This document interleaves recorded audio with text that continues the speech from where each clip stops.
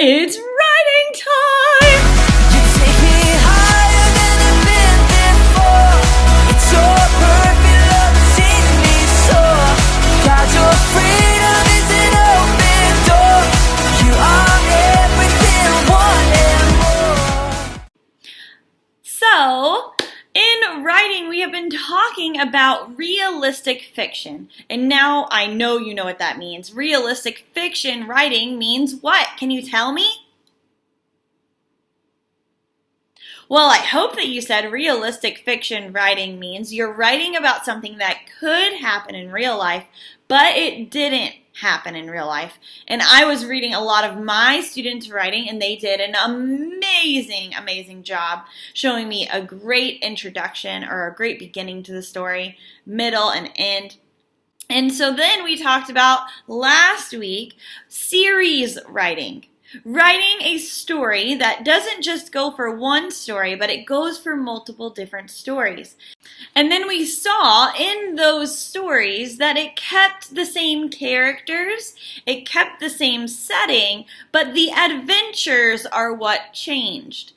A great example of series writing and also realistic fiction is Junie B. Jones. And here are some examples. So first we see that Junie B. Jones is talking about a shipwreck. And then we see that she's in charge of cooking at the lunch cafeteria. And then she has a field day at her school. And then she loses a tooth.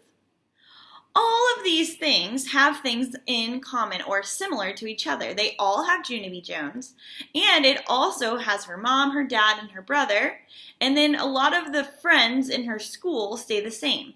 So most of the characters in all of these different books stayed the same, and the setting also stays about the same because it's all taking place in her town. Maybe it's at her house, maybe it's at her school, but the setting stays the same. But all of those books were talking about a different adventure. So that is what your teachers want from you today in writing. Do you remember all the way back to last week when you started book 1 of your series? Well, today is a really exciting day because you get to now write book 2 of your series, of your very own series. And remember when you're writing this today that you have to keep the characters the same as the characters that were in your writing last week. And you also need to keep some of the setting the same. Here is an example. This is a story that my student wrote about 2 girls named Lucy and Twinkle, and they had a pet bird. So in her story, her next book, so this was book 1, in her next book, she would reuse those characters. She would do something else with Lucy and Twinkle and their pet bird. So in this story, they were outside, so she could put them outside if she wanted to, or she could put them back inside. But she would just reuse Lucy and Twinkle and the bird and have them go on a different adventure than they did in this story.